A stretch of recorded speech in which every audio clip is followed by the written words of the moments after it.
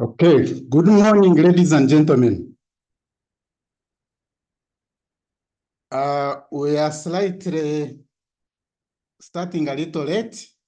Apologies, our moderator has been delayed because of some little technical hiccups, but we can get started. When he joins in, I will give him an opportunity to do his moderating responsibility. Today is a cold morning here where I am. My name again is Charles Barugahare. Honored to receive you this morning to engage on a topic that is important to all of us, which is how money works. So I want to thank the technical team behind the scenes for ensuring that we are connected, and to thank the moderator whom we are expecting for accepting to moderate this webinar, and to you all who have connected to be here with us this morning. We'll be building from the last webinars, but before we do that, how money works basically is about looking at how money flows in and influences how we earn and spend. Having said that, let's look at the outline of what we are going to cover. Today, we're going to have a recap from the last webinars, just to give us insights into how these aspects of financial improvement connect and relate to each other. Then we'll go into the how money works fundamentals, where we'll focus on the three aspects, which are money foundations, influencers, and modalities. And in order to give this discussion momentum and to make sure we give justice to all the aspects, we have resolved that we will pay attention to the first element today so that we give it enough justice. Then we'll have a discussion and conclude. Moving into the recap from the last webinars, the first webinar was on rising expenses to outpace income. And we focused on the essence of financial management, because that is the foundation. Why do we need personal financial management as individuals? And basically, we all, in one way or another, use money. But importantly, we all, in a way, deal with two questions from the time we get to know about money up to the time we leave this world. These two questions are how you effectively use money and how you attract, grow, and protect it. This led us into the fundamental aspect that we almost deal with and that has become a practice in our lives, that expenses are always rising and sometimes outpacing income. That shifted us to understand the top three reasons why expenses rise, and also the top strategies to deal with expenses rising. But I'm not going into those details because we covered them last time. You can follow them up on our YouTube channel, Finance_LIP, that is displayed on the screen. In the second webinar, we talked about nurturing financial mindset. And basically, we are talking about shaping how we think and feel about finances or money. And we talked about two fundamental aspects: that what you know shapes the results you have, and that in order to change the results you have, you must change what you know. And you can change what you know through learning, through acquiring information, and through doing a number of practices that can inform change of mind And the change of mind, it is what influences actions that results into changing the final results. Now, before we move into the deeper details of how money works, I want to share a bit of some statistics. There is a pyramid there, but don't pay much attention to it because I will explain it a little later in the next pyramid I'm going to display.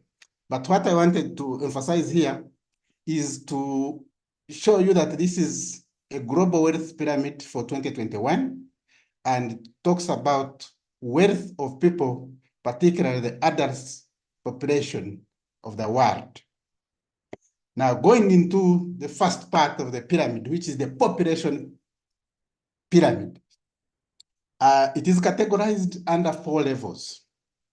Level 1 is those whose net worth, and net worth, we are talking about total assets that you possess minus liabilities is what gives you net worth.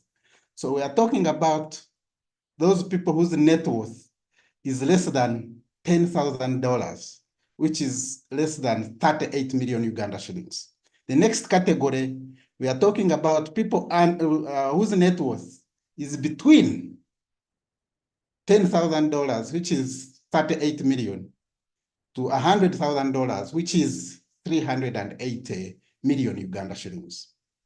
The next category is the category whose net worth is in the range of $100,000 to $1 million, which is 380 million to 3.8 billion Uganda shillings. And the last one at the tip are those whose net worth is more than $1 million. Colleagues, the statistics show that 53.2% have a net worth of less than $10,000. And that 33.8% are in the range of 338 million to 380 million. And the next category of the population, 11% of the total adult population are have a net worth of between 380 million to 3.8 billion. And at the tip is only 1.2% have a net worth of more than $1 million of the world adult population. But this pyramid alone is not sufficient to explain this allocation or this distribution of resources. The next pyramid is a reversed pyramid, which is about wealth. And it reflects that 1.2 of the world adult population own 47.8% of the world wealth. And that 11.8% of the adult population own 38.1% of the world wealth.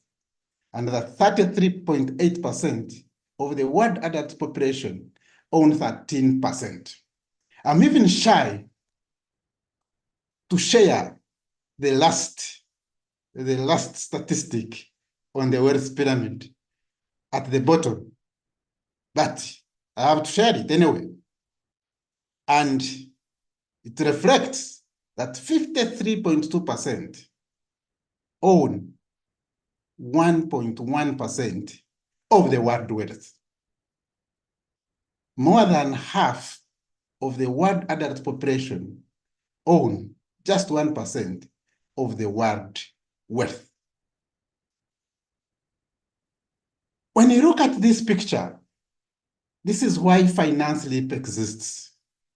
FinanceLIP has a belief, like Mother Teresa once said, that if you cannot feed 100 people, just feed one. We believe that by providing consistent financial knowledge, we are able then to influence financial mindset change. And it is this mindset change that will result in shaping how we earn and influence our wealth.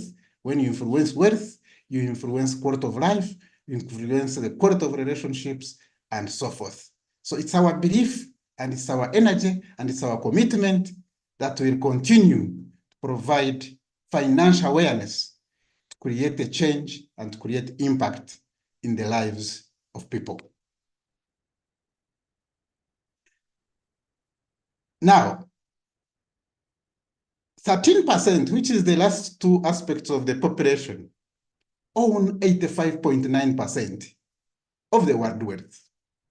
When you put it in the reverse, 87% of the world adult population own 14.1%. This picture is painful, colleagues.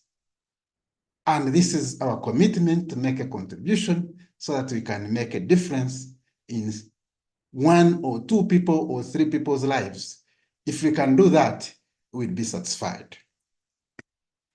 Now, we're moving into the real gist of the matter today, which is how money works. And we are tapping the first pillar, money foundations. So, if I may ask, where is money derived from? At an early age, still at home in the village, we used to wake up at 5 a.m. every morning, Monday to Saturday, go to the gardens and continue with house chores in the afternoon until evening. This forced me to ask my parents why you were working like that when many others in the community were not working like that. And I got two answers. These two answers were, one, that we work hard, ensure that we can have food on a sustainable basis, and that we work smarter to ensure that we can all go to school. This message did not sink at that time until I was a bit older, and also after landing on the quote by Tony Robbins, that pain is the ultimate tool for shifting a belief. That's when I realized, that's when it deeply sank into me. Us with them wake up at 5 a.m. to ensure we have food on a sustainable basis at home. And that the pain of not seeing us going to school was making us work smarter by working from morning to evening. And that's when I understood that that is part of how money works. Now, money basically comes from two things. These are goods or services. But in order to give a good understanding or perspective of where a good or service comes from, allow me move to the aspect of talents. All of us in one way or another have something unique in us, which is called a talent. All of us in one way or another have something called skills, which you can build on. Some of the skills we acquired them from parents. Some of the skills we acquired them from learning. Some of the skills we acquired them through sharing. Some of the skills we acquired them through practice. And the third aspect is that in one way or another, we all have access to some resources. When I said this in one of the discussions, I was almost skinned alive. And that's when I had to go deeper and explain that most of the resources that make our lives comfortable are free. Air is free. But anyone who converts air into oxygen is able to earn handsomely. And anyone who converts the sun is free. It is all available in the world to all of us. But the sun is a trillion, is several trillions of dollars worth of of income sources to various people. The solar power, the solar lighting, the solar innovations are all under here. So the belief and concept here is that if we put our talents together, we enhance in some ways the skills to exploit and appreciate the resources around us, then we create what is significant, which is called the value. And that value is in the good or service. Colleagues, the price of milk per liter, the national average is less than 1,200 Uganda shillings at the farm gate and about 1,800 at the retail store. That is the national average. But look at this. 100 milligrams cup of yogurt is 1,100 Uganda shillings. Meaning, a liter at the farm is equivalent to 100 grams of yogurt. And that less than half a liter is 4,000, is over 4,000. Colleagues, the only difference here is what they call value, value addition, value addition, value addition. And we can add value in our skills. I saw a number of people in the construction area. If you have a porter who earns about 10,000, maybe maximum 15,000, and he adds on some skills, he or she becomes a mason. And a mason earns about 30,000, which means indirectly, just by adding that skill, that person doubles his or her income. And for me, this is the first part of how money works. Anybody who appreciates this will have appreciated the first part of how money works. I want to move to another aspect, which is value and impact. It is the value and impact that determines how much we can earn. If you have a valuable good that is impactful to many people, then you earn more. If you have a valuable service that impacts many people, then you will earn bigger. But in this value impact perspective, at the desk level, we bring in the physical and the time. So you wake up in the morning, bring your energy, bring your physical body and your time, and you start to earn. So the person who is a porter, the person who is a maid, the person who is working in somebody's garden is in this level of basic. The second level is the economy level. This is where you bring the physical, you bring the skills, and you bring the time. And this is where most of the skilled workers, employed workers are. This is where the masons are. This is where the chief executive is. He brings his physical energy, he brings his skills, he brings his time to earn. Now, the next level is the fusion level. This is where someone brings the skills, brings the technology, brings the people, and brings the time. This is more to do with a team of consultants. This is where a team of people form a company. This is where circles are. And what starts to happen at this point is that even if you are not there because you are a team, you continue to earn. And this is where the concept of earning while you sleep starts.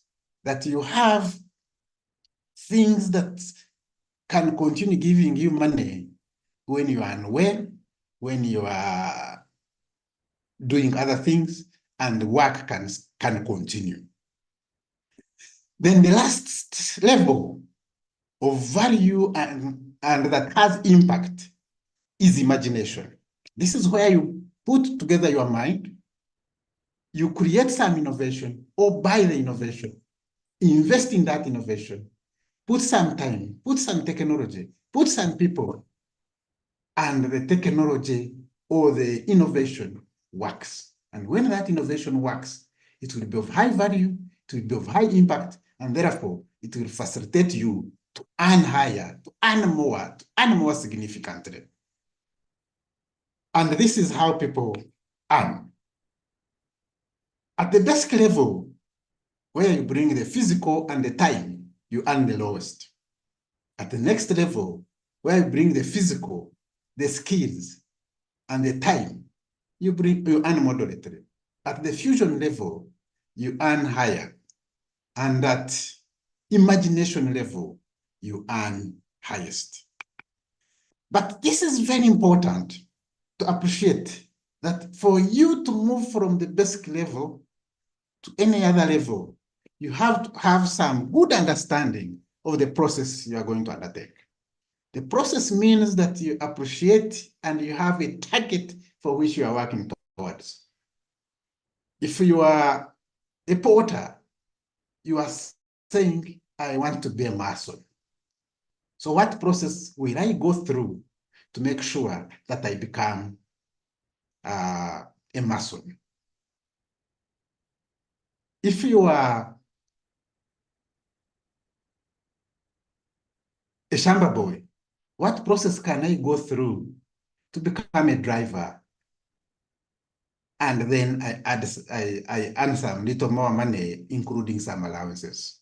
So that calls for you to appreciate the process. But number two, you need to know that you need people around you to guide you. You need people to provide information.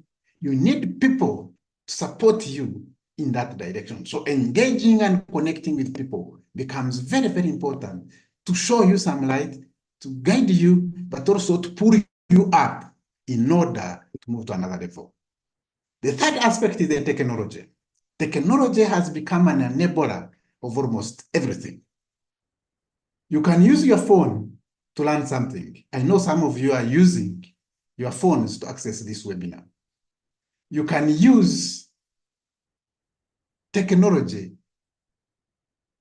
at an advanced level to generate apps, to generate other ways within which you can earn. Some are exploiting Facebook, some are exploiting TikTok to earn from the technology. So it's something that is very important that you have a clear understanding of what process can I go through to reach another level? What people do I need around me to support me, to guide me, to shape me? And what kind of technology can help me to attain it? Having said that, I want to move to another perspective, which is more to do with the aspect of earning, but also linked with the aspect of how we effectively use money. And I will look at it from the perspective of an employee and the perspective of a business. Now, from an employee level, we earn through provision of services, valuable services.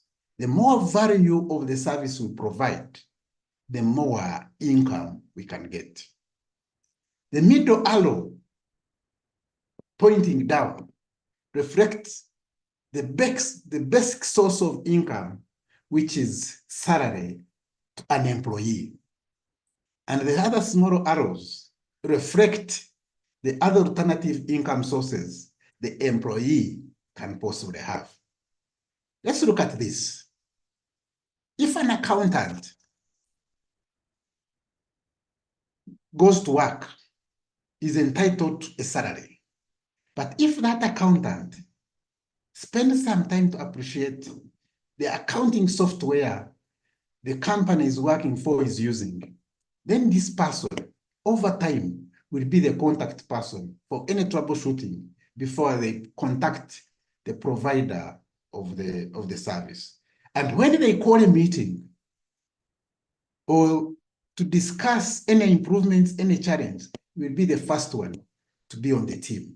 And when he's called and that meeting has an allowance, then he automatically gets that allowance. That becomes the second arrow going down. If that same accountant is able to facilitate in some workshops and seminars, then he's able to get another source of income from that line. But also those skills are life skills that you will go with when you get out of that form of routine. The other important aspect here is that money comes in through all those ways, but should get out in a regulated manner. That's why there is a funnel down. Now, the first aspect of the outflow of the money goes towards spending. Now, if all what we earn, if what you and I earn is all spent, then our loop for earning closes at that point. And when our earning mechanism closes at that point, then we have a challenge. Because the day you are not well, the day you cannot attract income from that level becomes the dead end of your survival. But colleagues, part of what we earn must be used towards saving. Saving basically means that you are putting money aside for a specific purpose. You are saving for your emergency requirements. You are saving for buying a piece of land. You are saving to construct a house. You are saving for a specific purpose. Now, when you, and I guess nobody now saves under the bed or under the drawer or has a pit in which he puts money for it to grow. Sorry, where he keeps money for survival. But when you put money saved in a mechanism that generates income, for example, you put the money in unit trusts, you put your money in bonds, then that money generates a return. So at the time you are deciding to make a purchase of what you saved for, you will meet the requirements of the purchase that you are saving for, but you will also have a return that will flow into your income sources as earning. The second aspect is the investment. In our prioritization, we must put some money towards investment. When you put some money towards investment, then you have created another form of earning. And when you have another form of earning, and you have this system as a continuous mechanism, then you are able to be sustainable. Colleagues, this looks very simple when we draw it here, but it requires a lot of thinking, it requires a lot of strategy, it requires a lot of planning, it requires a lot of discipline, it requires a lot of creating habits, it requires a lot of learning to make decisions on how much can I prioritize to spending, how much can I prioritize to saving, how much can I prioritize to investment, which investments can I invest in. It's all a package of many things. And anybody, and I want to emphasize that anybody who appreciates this model and makes sure that he perfects it will be financially sustainable as an employee and beyond the employee level. Colleagues, that becomes very important for us to take note, particularly if we are employees. I want to move to the next level, which is the business. For a business, money will come in for valuable goods or services that you provide. And most businesses have what they call anchor forms of income. So you will find, if it is a hardware, there are one or two products that actually bring most of the income to the hardware. When you go to MTN, they have few products that generate income to MTN, but they have several other subsidiary products like phones, like whatever, that generate alternative income to the business. Now, that becomes the earning. The variable good or service becomes the earning.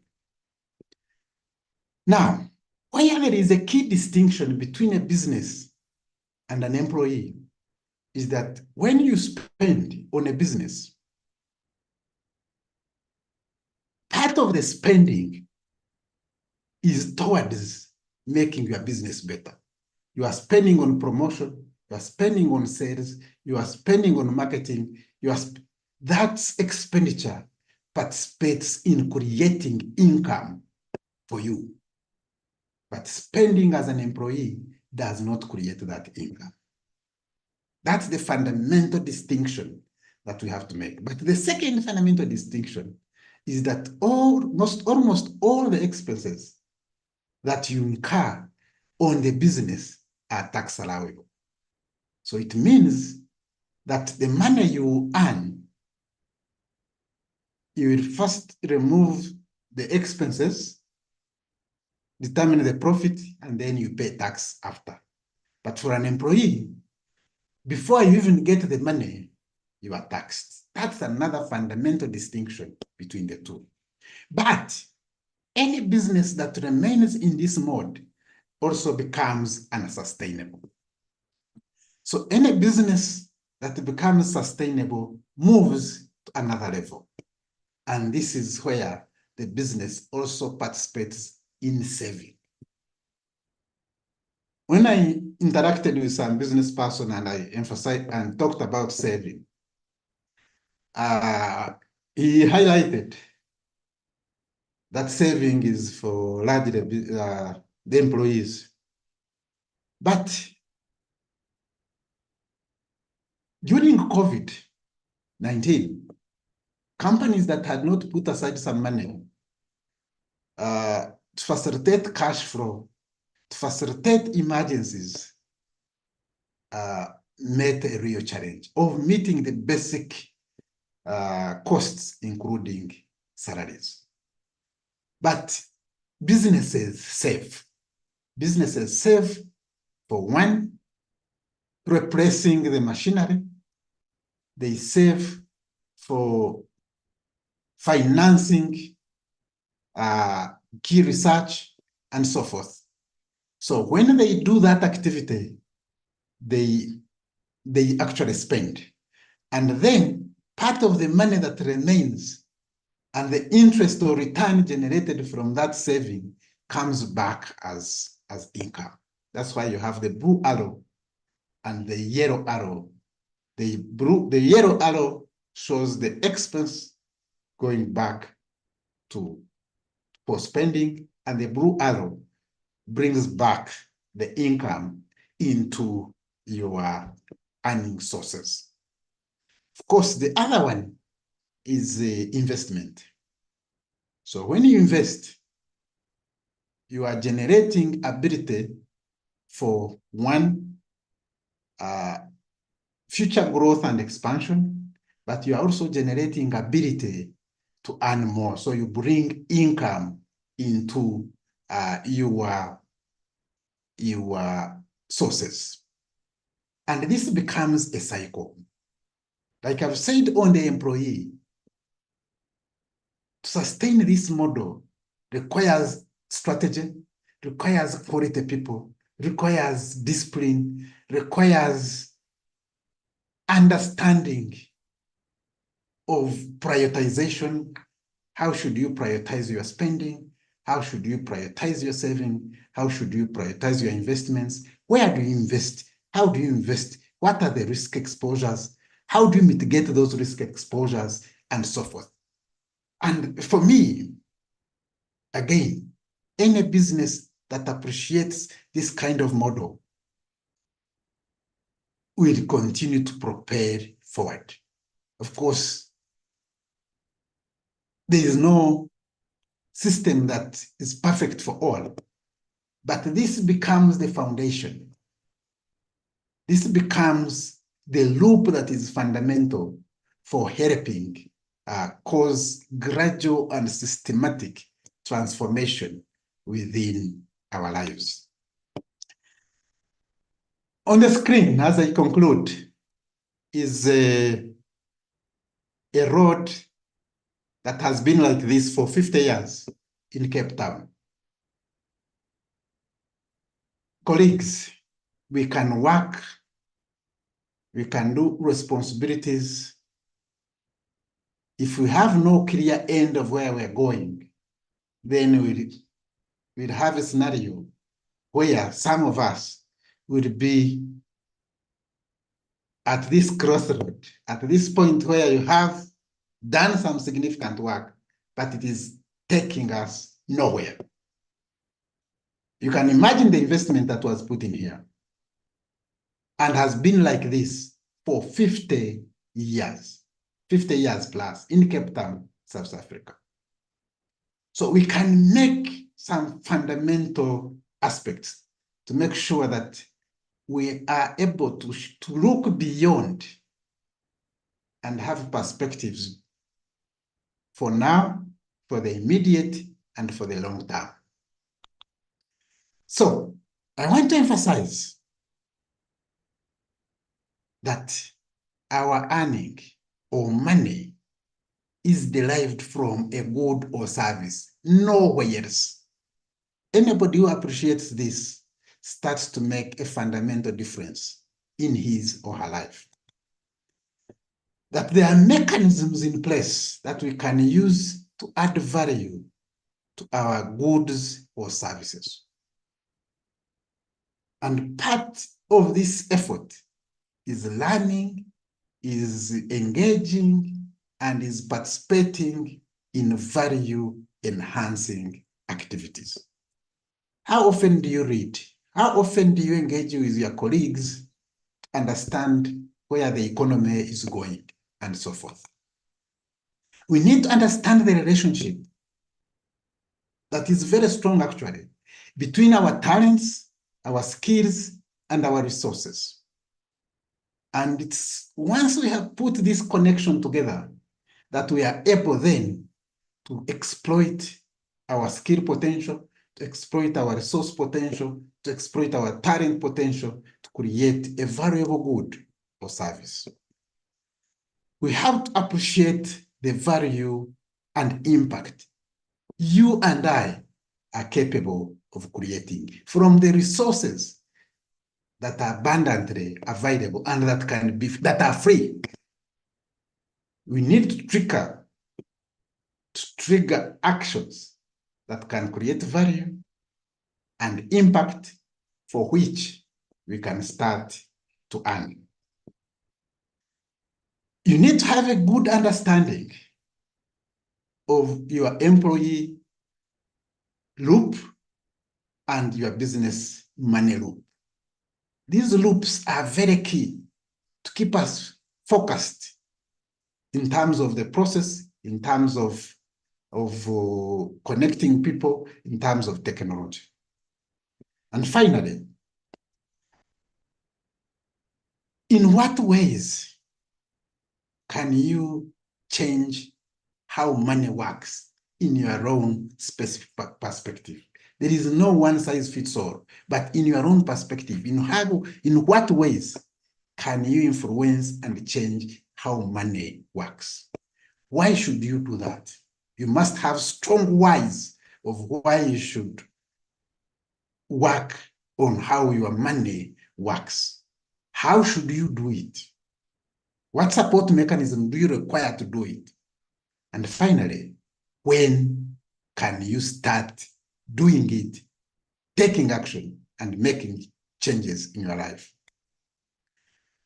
As I conclude, every day is a bank account, and time is our currency. No one is rich, no one is poor, we've got 24 hours each, says Christopher Rice. Thank you very much for your attention. And I'm not sure whether Dr. Robinson Ogwang is there. If he's there, please take over. Take over. Thank you so much, Doctor.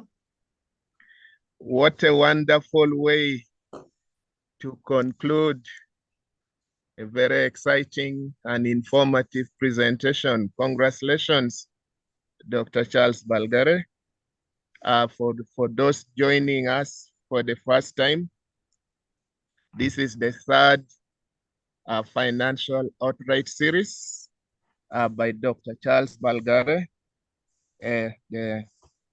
the founder of FinanceLIP, financial consultant, agro-business farmer, real estate developer, and a Rotarian. Dr. Charles is the author of several books. Recently, Navigating the Financial Path was launched by the Rotary International President, the 9 pillars to exploit your potential and break expenses, outpacing income. Today is going to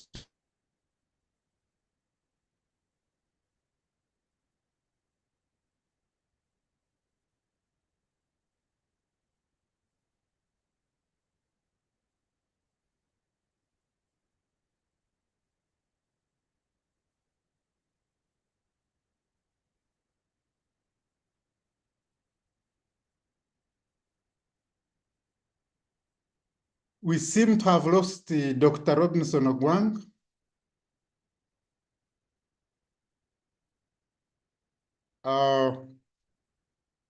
Can we, if there are any questions, comments, or observations, can we receive them and pay attention to them?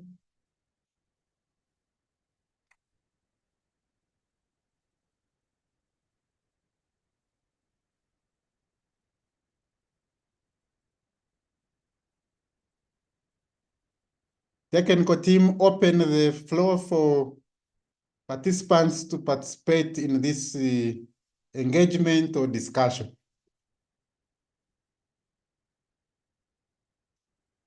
The chat room should be open, so for people to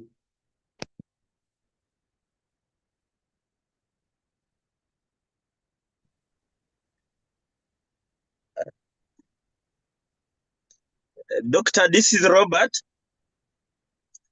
Yes, Robert, go ahead. Mine is just appreciation for this morning awakening.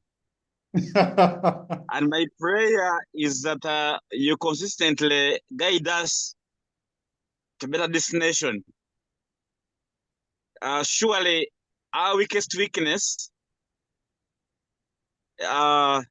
is the weak links in terms of knowledge and understanding how you can be able to make your money work. And honestly, as it stimulates our thinking, it's very good that at least you constantly keep us in line. Thank you, and thank you again. You are welcome.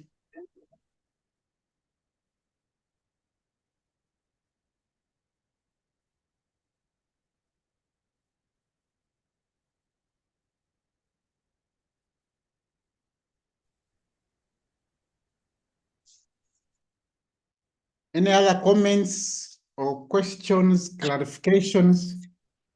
Yes, Doctor. Go ahead. I'm Brian Rugumayo. I appreciate what I have heard today. I just picked this information from a certain WhatsApp group, and I'm just worried. I just found very few participants. I thought it would be fully packed.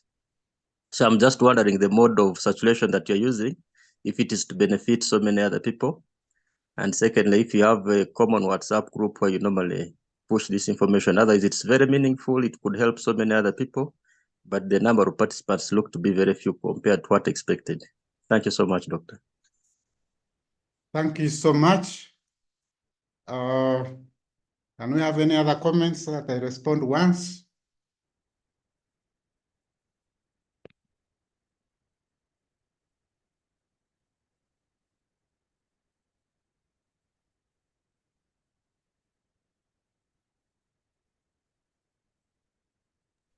Yes, Doctor, we have some comments in the chat room.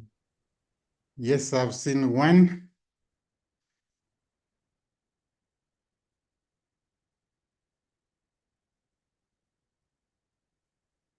Okay, let me begin from the one of Brian.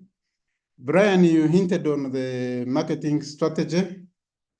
We have been sharing in various groups, and we have put on board a support person who will, in a few days, create one WhatsApp group where people will be invited to join. But also importantly, we are using you colleagues to share and share. When we share with you, share with others, share with many other people.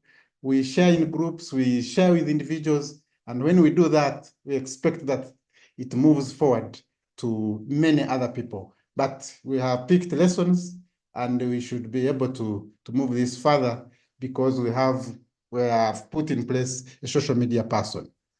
Now, there is a question about the arrows of spending. How can the arrow of spending bring income?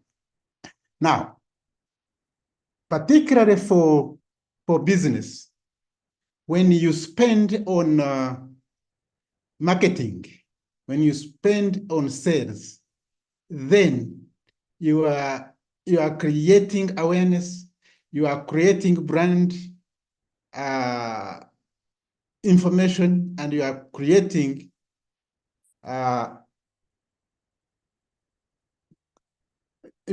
making it possible for people to know your goods and services, and therefore you are able to create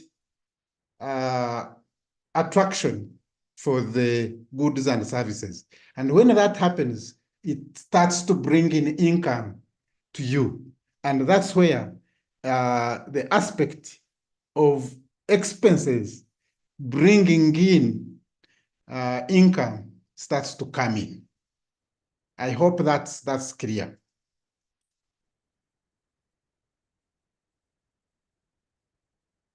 Any other comments, colleagues?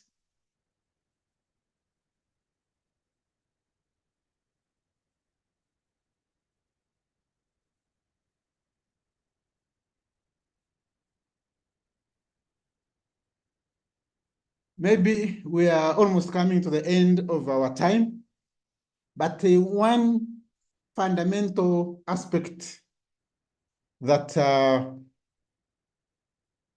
we have agreed to do is to create a platform which is on the site for people to continue engaging with us throughout the month. And every Wednesday beginning today, there will be a topical discussion on what we have covered today. And the aspects that come out of that discussion will be summarized in an article that will be shared on the same forum. So if you visit our website, that topical aspect for today and for this week is on. Please participate, share your views, provide your comments, provide your practical experiences so that we can make a shift in how we look at money and how we improve our financial lives, because that's our goal, that there is some steady improvement in how we can earn and improve our lives. The second aspect is that we are moving this further to a level where anyone who will attend from the beginning to the end will qualify for CPDs, continuing professional development certificates, and then that person will qualify to get a certificate. Meaning you will have to register with your email, and our team has a mechanism to track those who would have started on time and ended on time to qualify for that certificate.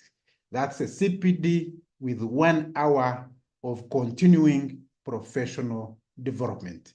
And when you do that, you will get your certificate online on the email in a few days after you have fulfilled the requirements. I see a question here.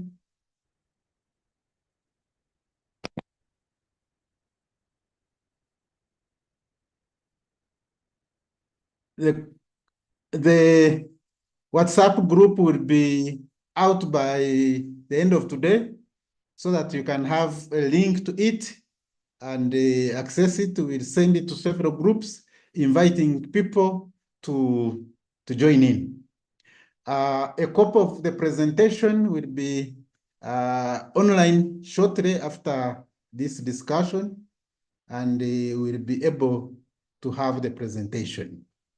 I have a question here. I'm a doctor employed in the government, earning salary every month with net of about 4 million. I would like to invest, but other financial teacher say investing in a house that is rental is not good for me. Some say invest in a business before investing in houses and rentals. What's your advice?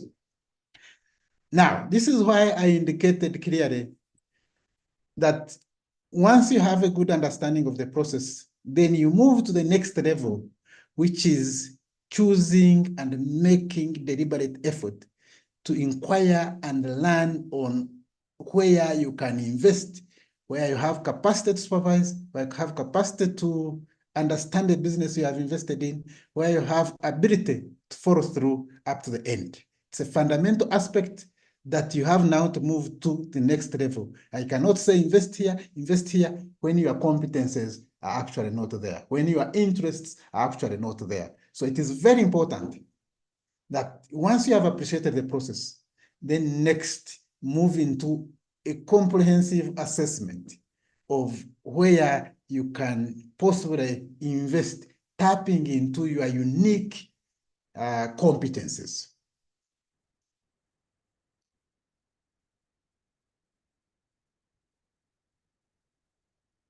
Any other comments, colleagues? I see appreciations for the presentations. Thank you so much.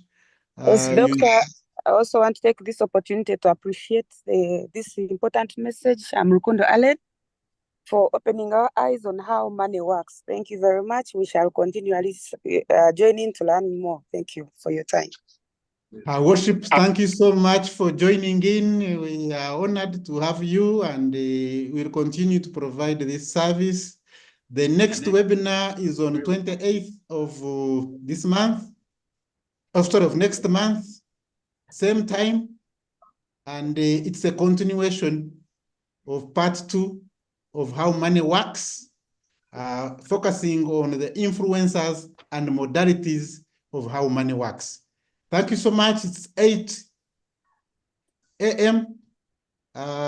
We started 5 minutes late. If you have 1 or 2 questions or 2, we can attend to them, and then we wind up and close. Thank you very much, Dr. Charles. My sincere apology, network frustrated me, but thank you for a wonderful presentation. And for the audience, thank you very much for investing your time and the great questions. Our colleagues, as I wind up, there are free resources. We have articles, we have books on our website that are free. There are those that are actually on sale. Feel free to enjoy whichever option you choose. And they are all of good content.